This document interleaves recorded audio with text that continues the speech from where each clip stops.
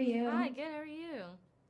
Doing great. I have to say I love April O'Neil in this movie very much. I Oh, think yay. it's such a fun take on that character. And so for you, what was kind of the joy of like letting her be like she's super, super nerdy in a cool way in this, Mm, which she's not really in the other ones. yeah. Um, I just loved the chance to get to play around in this interpretation of her, and just getting to dig into her motivations, her having real agency and goals, like both connected to and outside of the turtles, and using all of that and knowing all of that, uh, still tapping into like the sense of humor of the movie and the fact that she's pretty funny. She really is. And it's so cool because it's like obviously it's an animated movie, but as always, like the Ninja Turtles are tied to New York Yeah. in such kind of like a Yes. unique way. Yes. And you do a great job with April of making her feel like a teenage girl in New York City. I appreciate it. Thank you. And of I've been course, and so like, how did you kind of like navigate that? Because obviously now your career is tied to two major cities that you're not from, Oh, but sure. you've done a Yeah. great job of marrying them and like making these characters feel rooted in that city. That's. I mean, I feel like I tried to think about.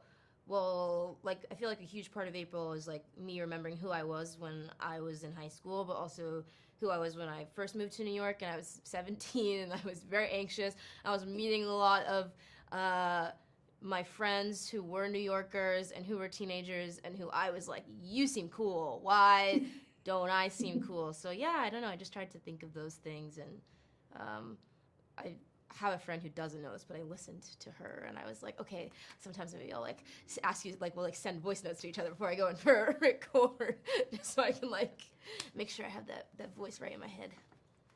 Oh, I love that. But I also too, I do love like the Ninja Turtles are always kind of like pulling from pop culture. So watching this movie and seeing like all three Chris's, or like three of the four Chris's in like this scene where Splinter is like, "Here's your party with the human Yes, world," yes. made me laugh out loud because I was like, "Cool, he's right. Chris Pine is the best Chris. Thanks, Splinter." But for you, what was like kind of what was your favorite little like reference that either you got to say or the turtles did in this movie that Oh, made it so kind of fun? I don't know what the full line is, like, might be now, but I, like, I can't remember how much. I think Jeff and I were just going back and forth on this line, like Jeff pitching and then me just kind of like doing improv. But there's a line about like Superfly and how he's like a villain, like an actual villain, and I say like he's on some like Gru Megamind like type of like, and I can't remember what the full line is, but yeah, I was like, oh, he's on like his Megamind shit, and Jeff was like, please say that again. Yeah, so that really made me laugh.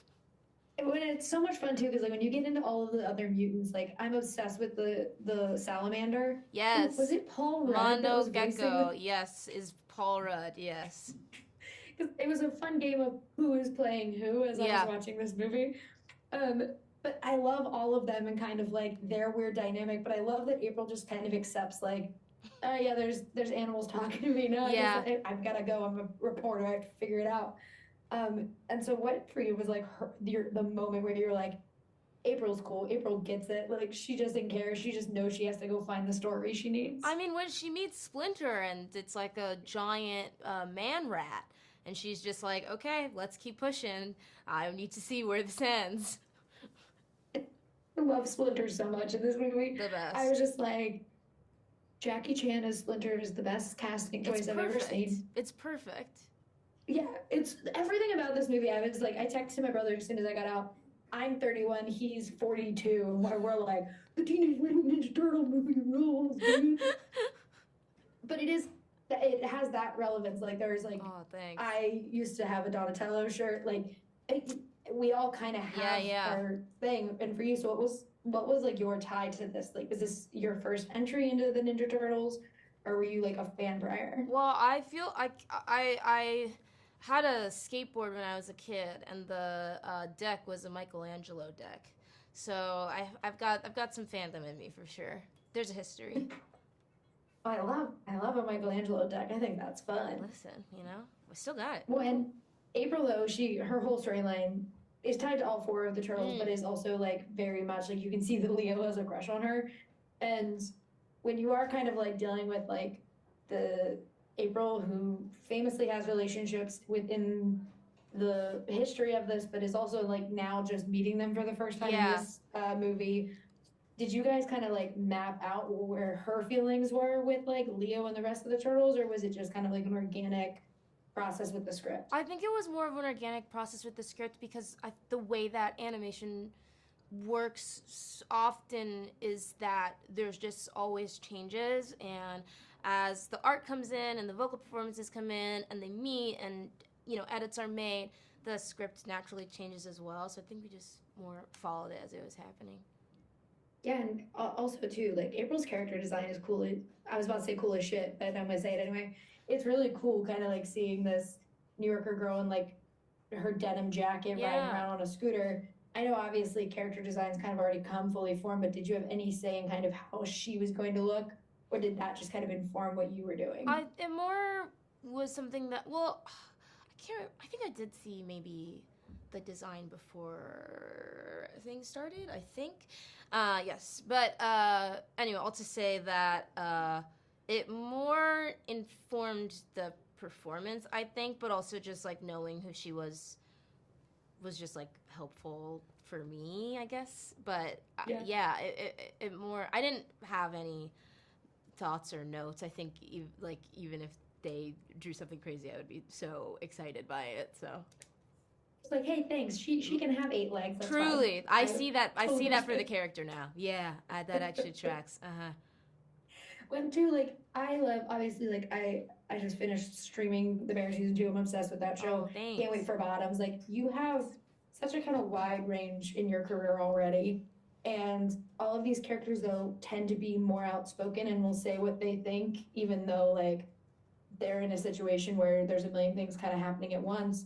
And for you as an actor though, what is kind of the draw to those characters for you as like a young performer, just kind of like taking over the world as you are?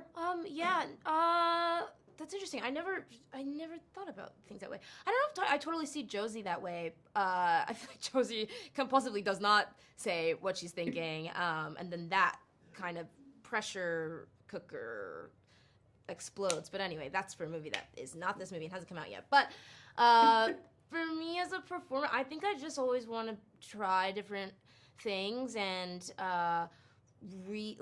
if I am reading something or get something and it just excites me and I would want to see it and I don't totally understand it also, like if I do have questions, if I do have like thoughts, or I just want to know more, like that's what I feel like I keep chasing. And I feel like stuff that I would want to watch, I think, is like the main driver for me. Whether it's like comedy or drama or live action or animated, it's just like I have very ridiculous wide taste. So I feel like hopefully that my career will continue to reflect that. As someone who also has very eclectic and wide tastes, I appreciate. I'm like, I love watching Ayo stuff because it's all over the place and I love it very much. Well, thank you. But with Ninja Turtles, I do love kind of just April's drive because it is very much rooted in her like wanting to prove herself. Yeah.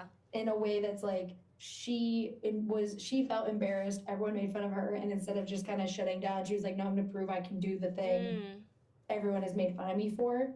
And with a character like this, that is obviously like people my age love the Ninja Turtles, love April, but also a lot of kids are gonna also kind of fall in love with this version of her.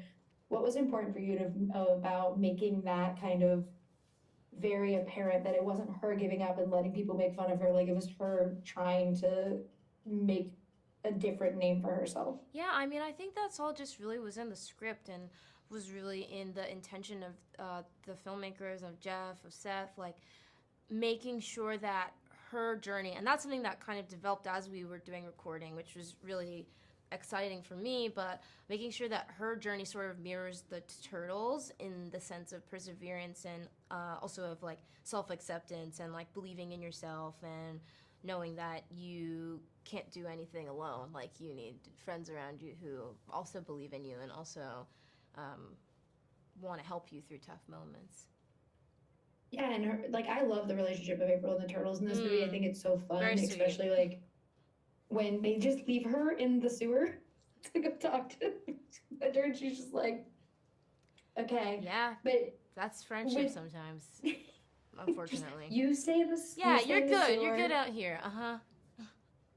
But with it though, what is kind of your favorite moment of that dynamic that with April and the turtles? Was there something that you're like, this is very funny and people are gonna really, really love this? I think, there's a scene where the boys are saying something. I think they're either doing a bacon, egg, and cheese bit or talking about Riz or something. They're just talking about something. And Leo is like, are you filming this? And she's like, what are you talking about? Am I supposed to film every single dumb thing you guys do? And he's like, yes. And then she like starts filming them. I feel like if you just have been a teenage girl that's had a group of friends that have guys in it, you've experienced that moment somehow. Was that your question?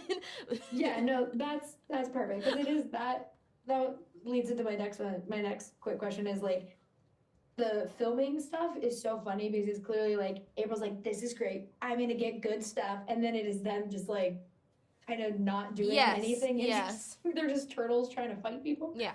And when you are doing like stuff like that, which is like essentially you as a performer kind of like making one little comment in all of those scenes, how does that kind of work as like a voice performance? Is that like straight through? Are you like recording it all in one go, or is that just like as they're animating it? Well, technically it can look like a few different things.